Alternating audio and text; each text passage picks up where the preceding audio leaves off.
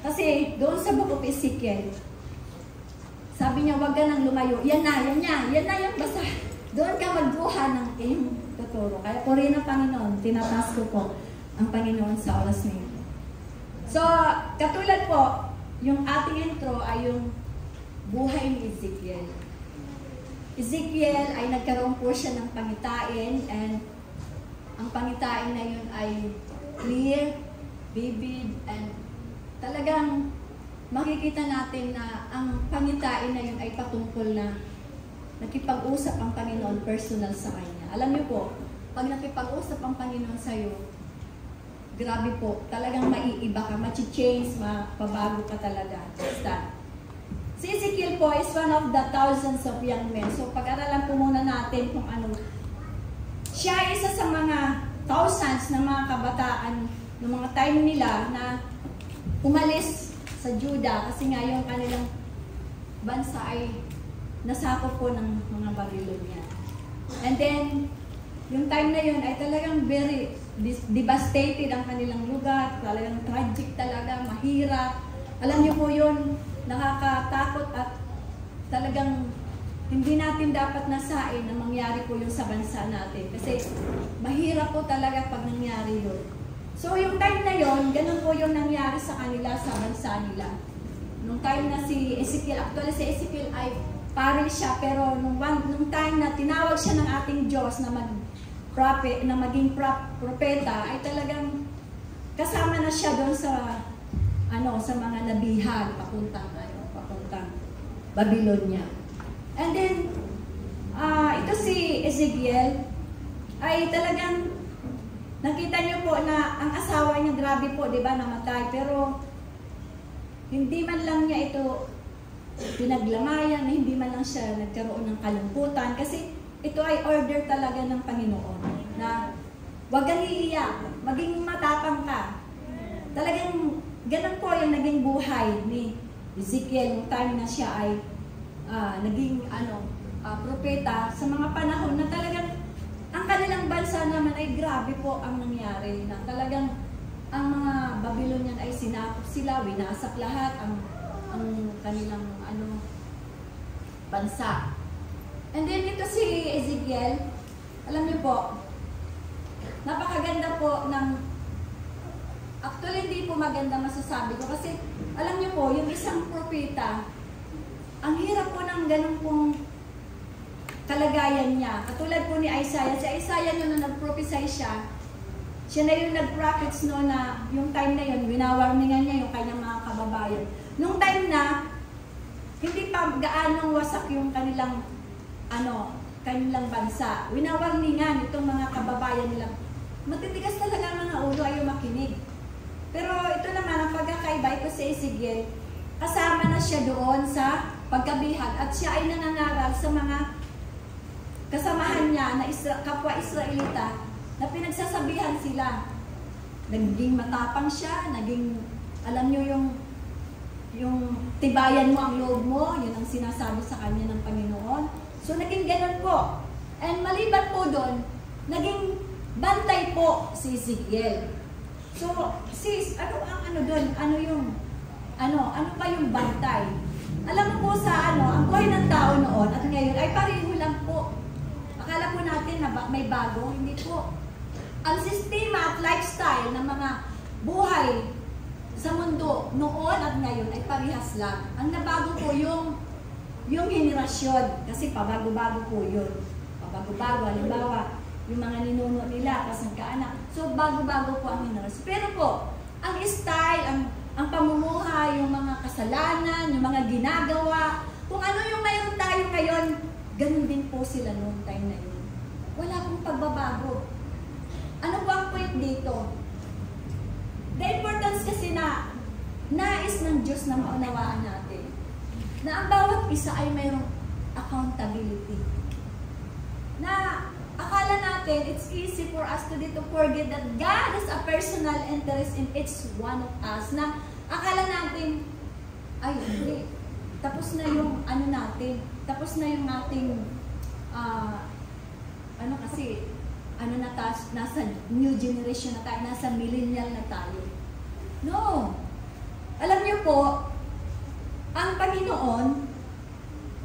Panginoong Diyos, mula noon, nung nagkasala si Eva at si Adan, hanggang ngayon sa kasalukuyan natin, iisa lang po yung kanyang layunin.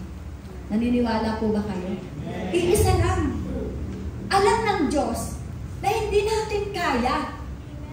O, tatanungin ko kayo, Sister Susan, kaya mo ba iligtas ang buhay mo, ang sarili mo? Kaya mo pumunta ng langit sa pamamagitan mo lang? Amen. So, yun po ang kalagayan ng tao. Mula noon, nung nagkasala na, pumasok na ang kasalanan sa mundo sa pamamagitan ng ating ninuno. Minsan may mga pilosopo. Hindi naman ako iba naman yun eh.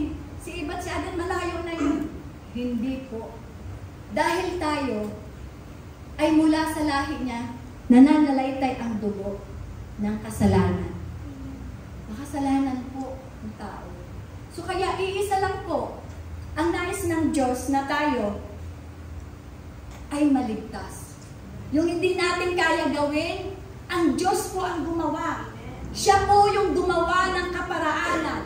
Yung mga bagay na hindi natin kaya, kasi totoo po. Hindi natin kaya. Kung wala si Jesus, di ba sinabi naman po yun ng John 15? Di ba sabi doon, sa verse 7 ba yun? If without God, we can do nothing. Totoo po, hindi natin kaya. Hindi natin kaya kung wala ang ating Panginoon. Kaya, minsan, may tanong ako, pag kayo ba nag-iisa, naisip nyo na ba na nasusukat ba sa iyong sarili na may halaga ba ako? Tanong nyo rin po ba yan sa sarili nyo, may halaga ba ako? Maaari yung iba, hindi nila tinatanong, hindi man lang sumagi sa isip nila. Pero, may mga time na tatanungin mo yan, may halaga ka ba?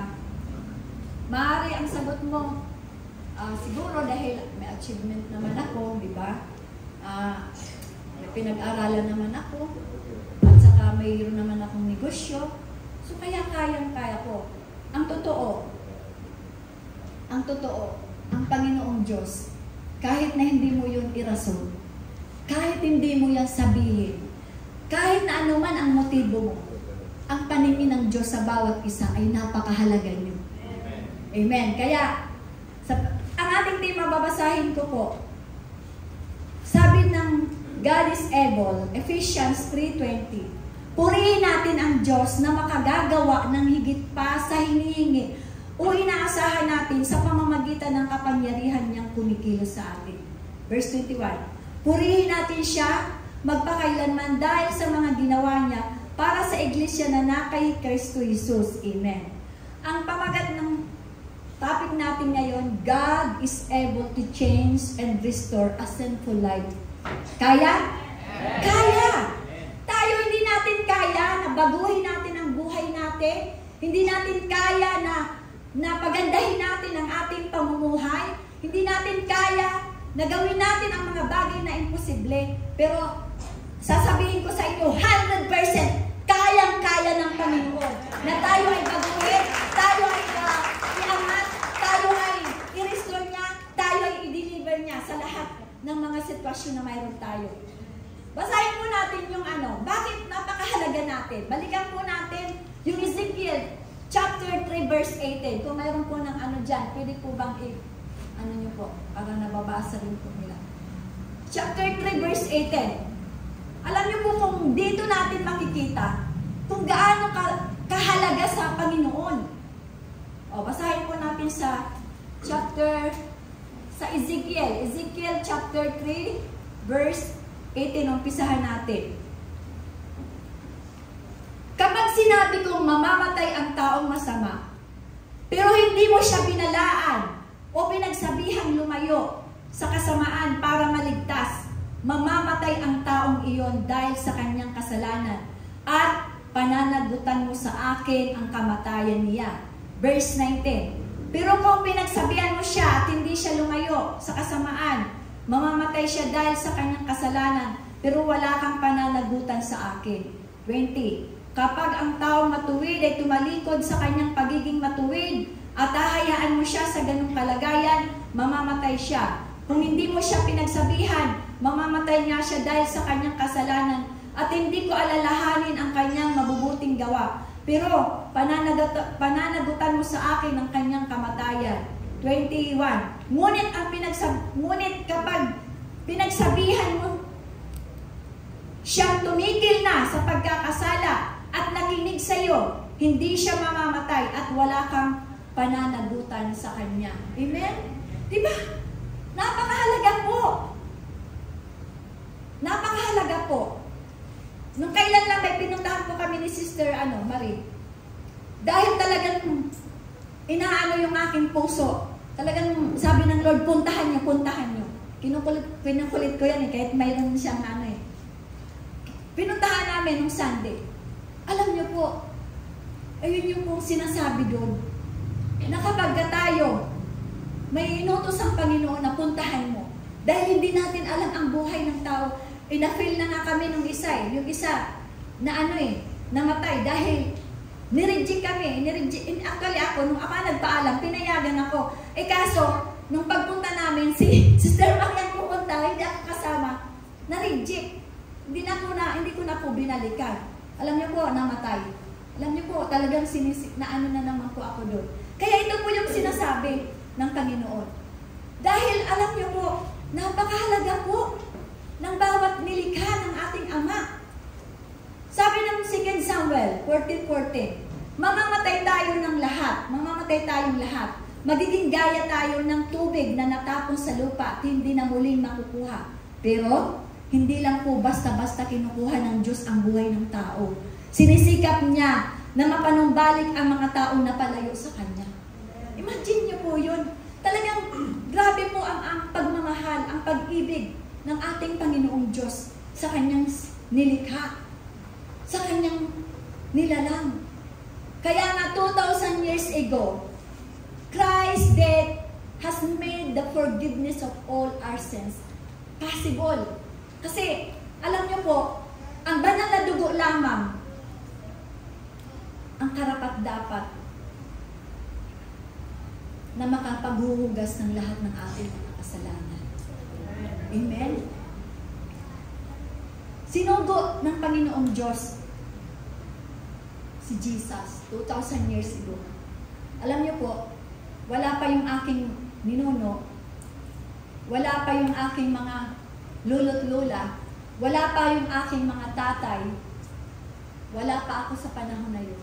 Prepare na po ng Panginoon ang kaligtasan. Kaya napakabuti po ng Panginoon dahil sa Kanyang pag-ibig ay talagang tayo ay kinahabagayan, tayo ay kinaawaan niya. Hindi natin kaya na gawin na natin sa sarili natin. Kahit magsikap ka na maging mabait ka, maging mabuting tao ka, kung wala ang Kanyang nag-iisang anak, wala po. Kasi sa biyaya at habag ng Diyos tayo ay pinatawad ng Panginoon. God is able. Sa pamamagitan ng biyaya at habag ng Diyos tayo ay pinatawad. Bayad ka na. Bayad na tayo. Bayad na tayo lahat. Alam niyo po, parang ganito lang po yun. May isang mama. Tapos, ako naman, mayroon ako sa akin, yung mama na yun may utang na 1 million. Tapos, ang ginawa ng isang tao, lumapit siya, tinanong, ano yung problema? Kasi may may utang yan na 1 million, hindi niya binabayaran. Kaya ipapakulong ko yan. So, ang ginawa po ng tao na yun, sige, ito yung 1 million. Binayaran. So, anong mararamdaman ng isa na nangutang? Matutuwa siya. Kaya sa kanyang tuwa, maglilingkod siya. Magpapaalipin siya o kaya baka pagbibigyan niya ng yung nagbayad. So, ano na mararamdaman ng binayaran? Siyempre matutuwa dahil ang tagal-tagal na 20 years na hindi nagbabayad. So, ganun po ang ginawa ng ating Panginoong Jesus sa bawat isa sa atin. Ganun po ang ginawa niya. Na talagang siya yung nagbayad. Na dapat na tayo ang magbayad doon. Kaya napakabuti po, dahil hindi natin kaya na tayo ay maligtas. Pero dahil sa biyaya, sa habag ng ating Diyos, tayo ay pinatawad. Siya ang sumagip, si Jesus ang sumagip. Hindi natin kaya, sa totoo lang, hindi natin kaya magpakabuti. Walang mabuting tao. Si Jesus mismo ang nagsabi noon. Nung one time nangangaral siya, sabi niya, mabuting guro. Anong sagot niya? Sino ang mabuti? Walang mabuti. Kaya, kung ikaw kapatid, ang iyong basihan ng kaligtasan mo ay sa pamamagitan ng mga mabubuting gawa, I tell you the truth, hindi po yun ang nakasalalay ang kaligtasan dyan.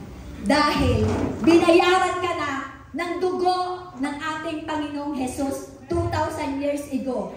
Palakpakan po natin. Iyan po ang totoo. Yan ang tunay na gospel. Sabi ng Hebrew 9:15.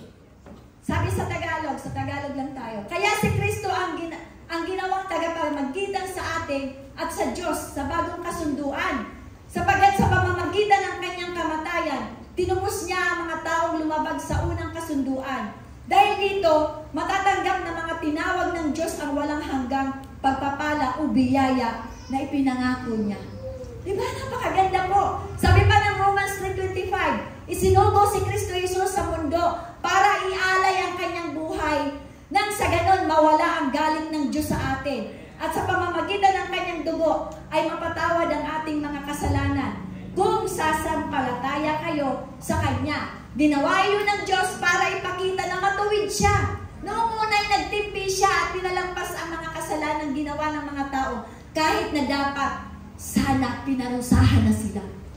Grabe, no? Alam niyo po, dapat naman talaga na deserving tayo ng parusahan. Deserving. Ano ba ang mayroon sa tao? Bakit niligtas ng Panginoong Diyos? Ang demonyo walang kaalam-alam. Alam niyo po si Lucifer nung nagkasala siya, di na siya binigyan ng chance. Di na. Pero ang tao, minsan mayroon ka mababasa sa Hebreo, sa Psalms, na binanggit din yun ni Haring David. Ano ba ang tao sa'yo? Bakit ganun mo na lang siya pinahalagahan? Diba? Kasi nga katulad ng last na sinabi ko sa inyo, we are the image of God. Hindi niya pwede tayong pabayaan dahil tayo ay ginawa niya ayon sa kanyang wangis. Ayaw niya na mapahiya. Ayaw niya na kanyang kabanalan, ang kanyang glory ay mapunta sa kaaway. Yun po yung totoo doon, kaya ayaw niya. Gagawa siya ng paraan. Gumawa siya ng paraan. Noong pa lang nung nagkasala si Eva at si Adan, gumawa na po siya. Naghula na mayroon ng pre-nomicize. Naalala niyo yun? Basahin niyo yun sa Genesis. Ang sabi doon, aapakan ang iyong ulo. Aapakan ng sakong, di ba? Yun ay isang palatandaan na mayroon nang inihahanda ang ating Panginoong Diyos na pang-resolve doon sa problema. Kasi wala po, hindi po natin kaya. Hindi po kaya ng tao. Kahit na anong gawin mo, kahit anong pagmamalinis mo, hindi mo kaya na iligtas ang ating kaluluwa at buhay.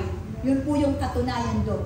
Sabi pa ng 2 Timothy, kasi gusto ko talaga na puro verse, kasi ito yung supporting na nag-papatunay. Iniligtas at tinawag tayo ng Diyos para maging Kanya. Di dahil sa ating mga gawa, kundi ayon sa layunin at biyaya na ibinigay sa atin ni Kristo Jesus bago pa nagsimula ang mundo. Talagang sa Kanya po tayo. Pero hindi ko sinasabi na hindi ka nagagawa ng kabutihan. Mali naman po yun. Wala akong sinasabing ganun. Pero, sinasabi dito na hindi pwede, hindi yan ang basihan. Hindi yan nakasalalay ang iyong kaligtasan. Dahil niligtas na nga po tayo. Andiyan dyan na. Ginawa na ni Jesus 2,000 years ago ang kaligtasan. Sa pamamagitan ng kanyang banal na dugo na siya lamang karapat-dapat na ihugas sa atin.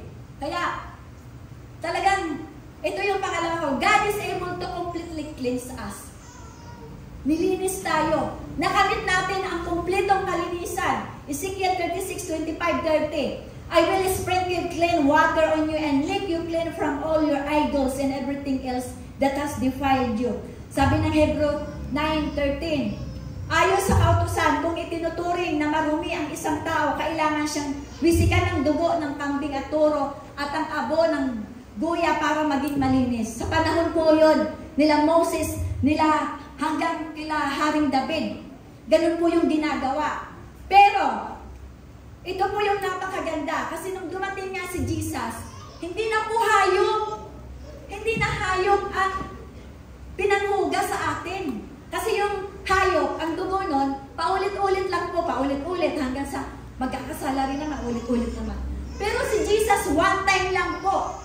One time. Kaya sabi niya sa Hebreo pa rin yun, 9, sabi niya sa verse 14, kung nakakalinis ang mga ito, di lalo na ang dugo ni Kristo sa pamamagitan ng walang hanggang banal na espiritu. Inialay ni Kristo ang sarili niya bilang handog na walang kapintasan sa Diyos. Ang dugo niya ang lilinis sa ating puso't isipan para matalikuran na natin ang mga gawain walang kabuluhan at paglingkuran ang Diyos na buhay.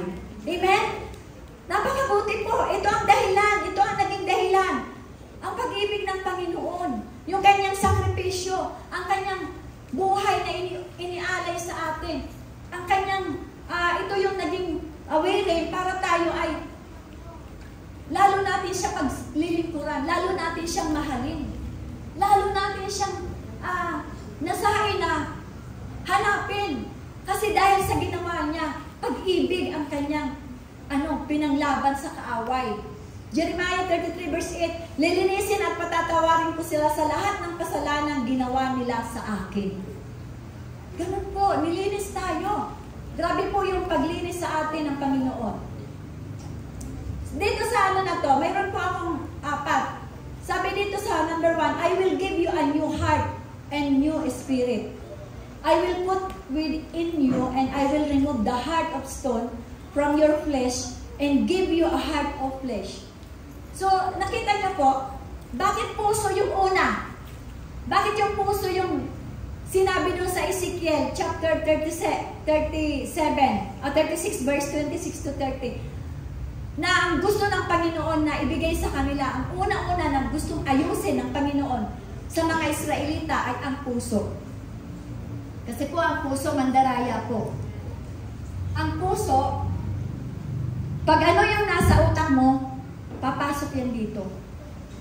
Hanggang sa makikita yan ng Panginoon, grabe, sobrang itim na ng puso mo. Hindi natin po kayang linisin yan. Hindi natin pwedeng paputiin yan o palinawin, maging clear. Sino pa may kakayanan lang yan? Ang Panginoon. Siya lamang ang makapaglilinis niyan. Siya lamang ang may kapangyarihan para yan ay dalisayin. Kaya nga sa kanta natin, medyo kayo ay medyo nababagabag at alam nyo sa sarili nyo na parang punong-puno na ang puso ko ng kasalanan. Panginoon, kakanta ka sa Panginoon, pusong dalisay, di ba? Kasi hiningi po natin na maging dalisay po ang ating puso.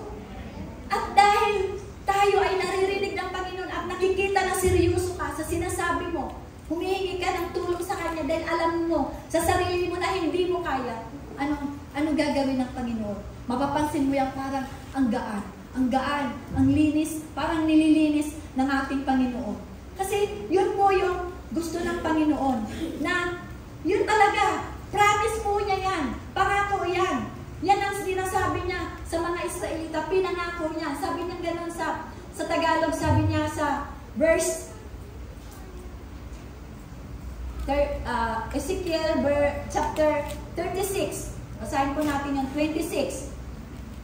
Bibigyan ko kayo ng bagong puso at bagong espiritu. Grabe po, no?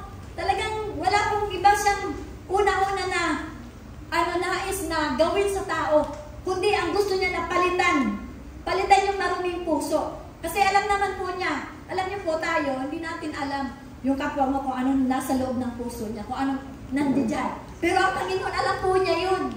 At ang Panginoon, dito siya nananahan sa puso po natin. Kaya, alam na lang po yun. Kaya, yun ang unang tinarget po ng Panginoon na ipagkaloob, ibigay sa kanyang mga people, mga Israelites. Kasi alam niya na matitigas na mga ulo.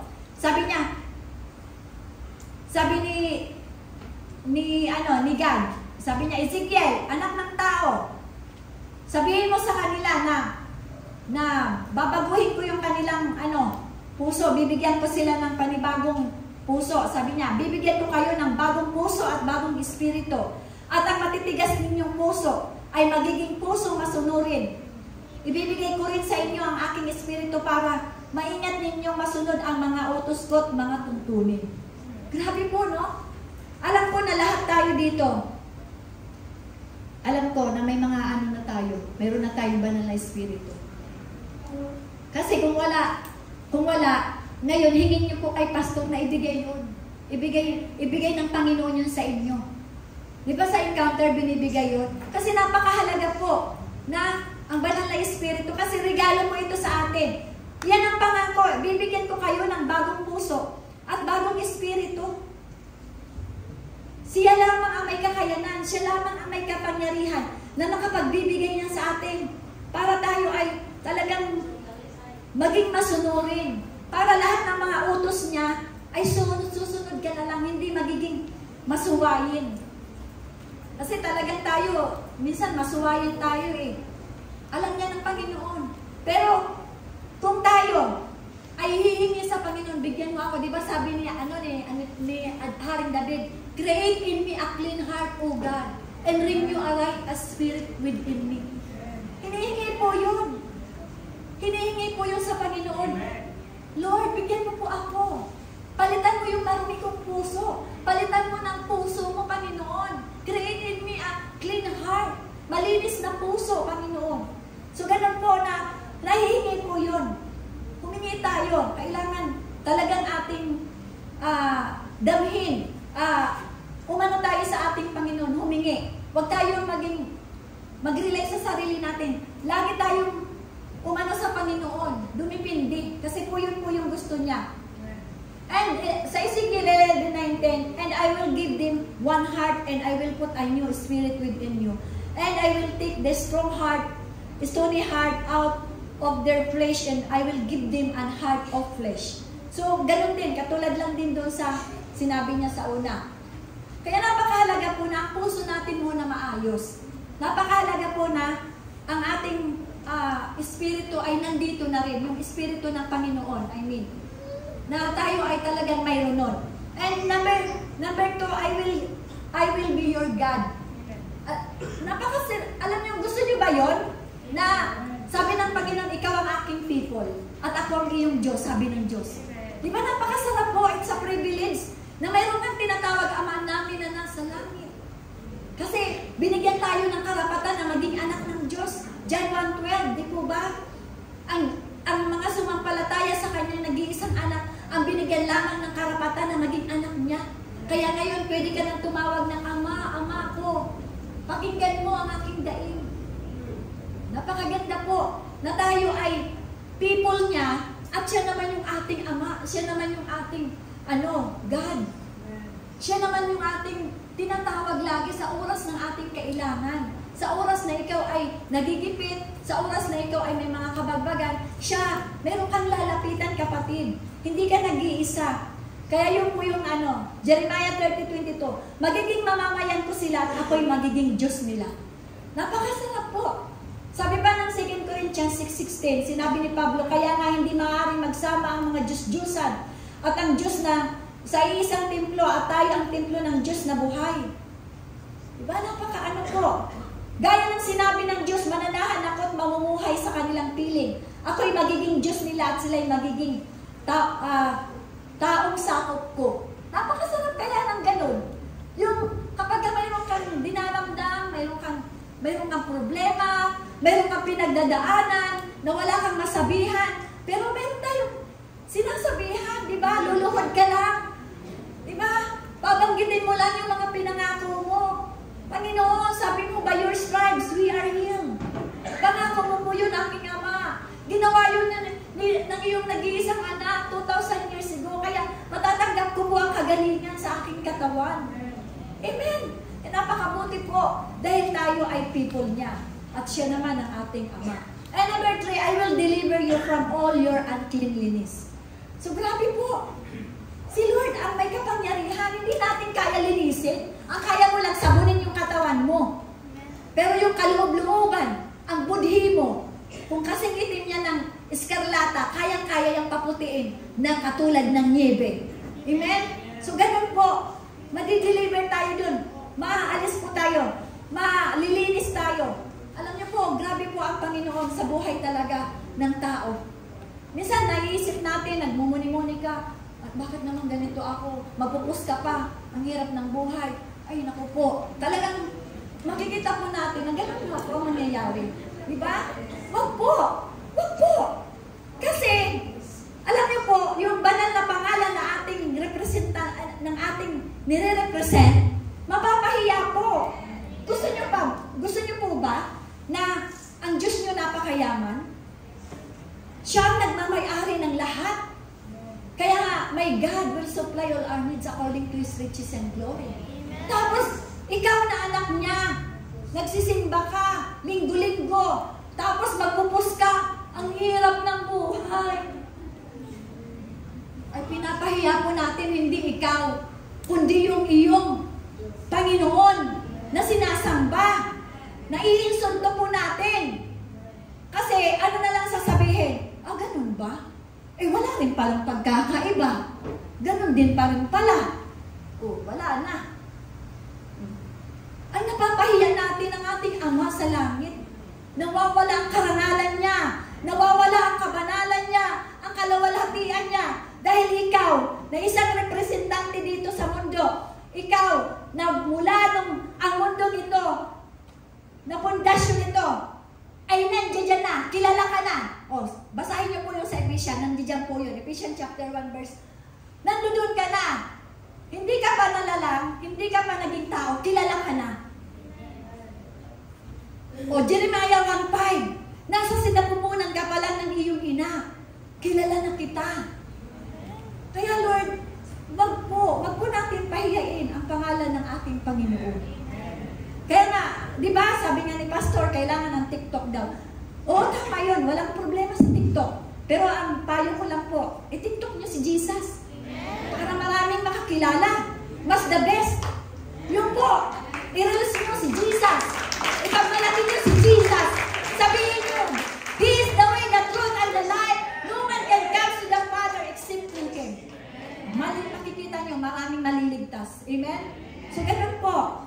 And, God promised sa atin na tayo ay i-restore. I-restore ka. Maaari ngayon, sasabihin mo mahirap ka. Kapatid, hindi po yan mananatili. Kasi nga sabi ko nga sa'yo, mayaman ang iyong Ama sa langit. Hindi ka mananatili sa kalagayan mo na yan, kapatid. Darating ang araw, pauunlarin ka ng Panginoon dahil anak ka niya. Gusto niya na maitaas mo siya sa pamamagitan mo. Amen? So, ganun po. And, God is able to fight. Pinaglalaban po tayo ng Panginoon.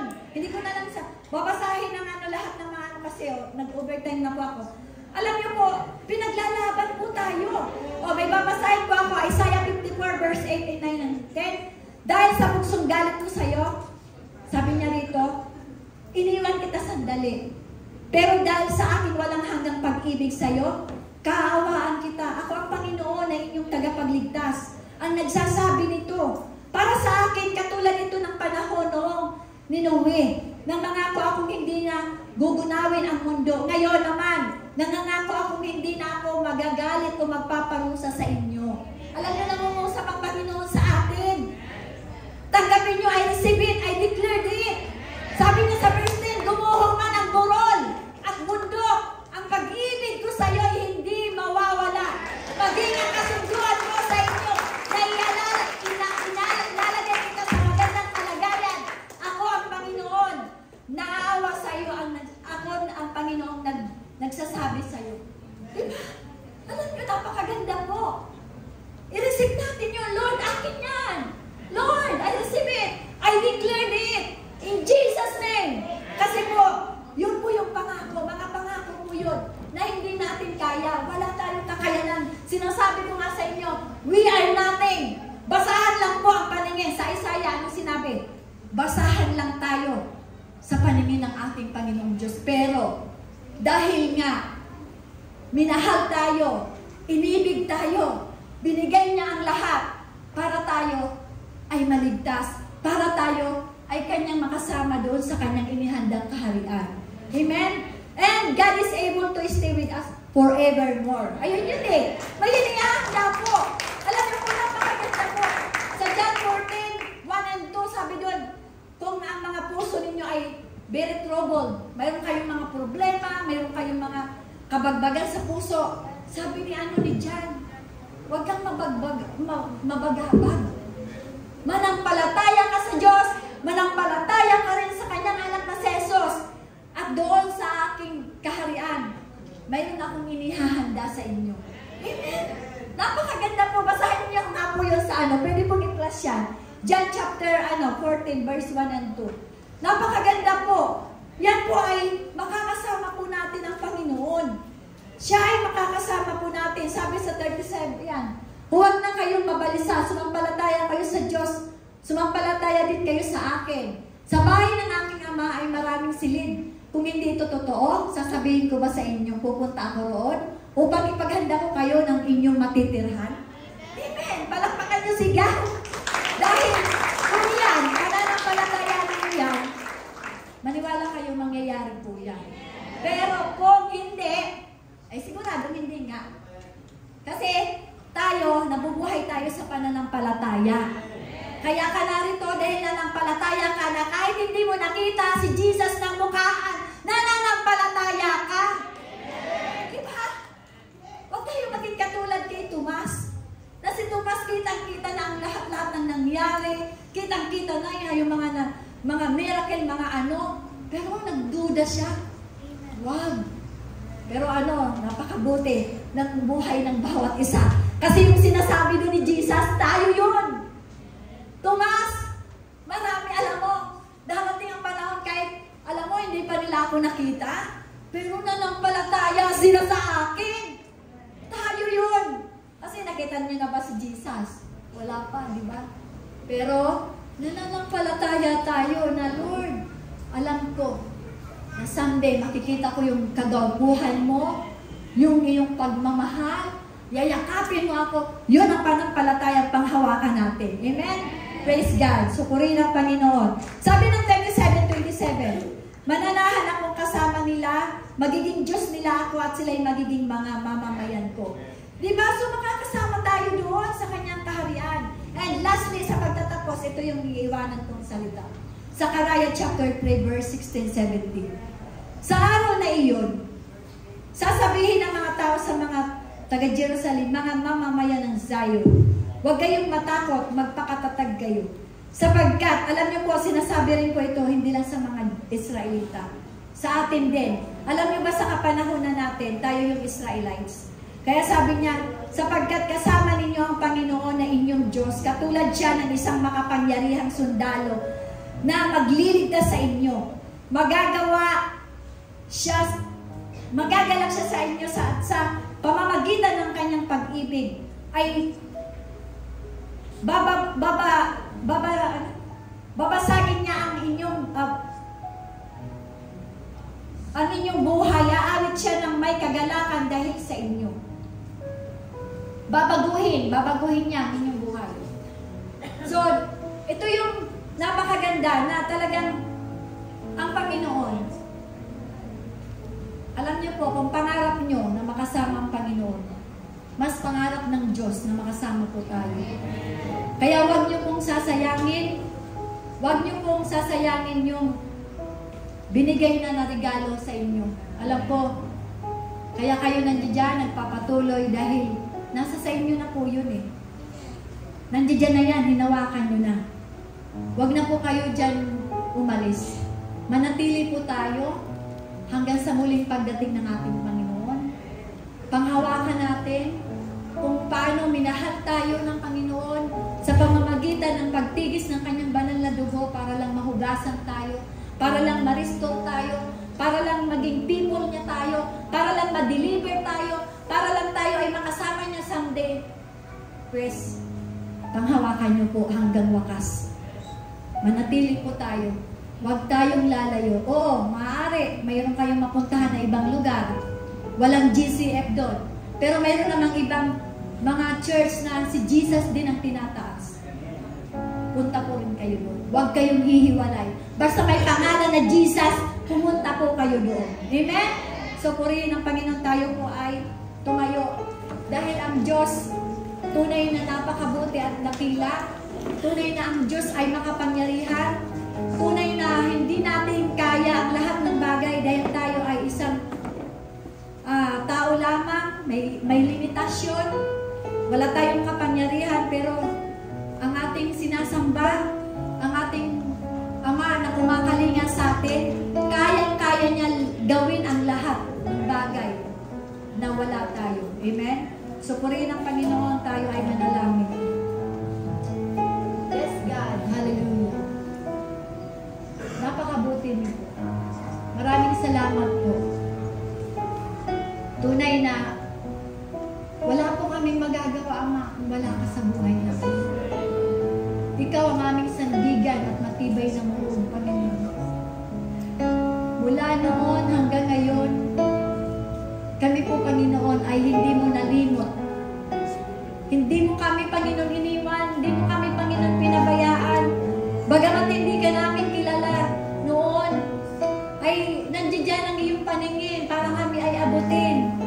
Gumamit ka pa, Panginoon, ng mga tao na siyang instrumento para kami ay makakilala sa iyo.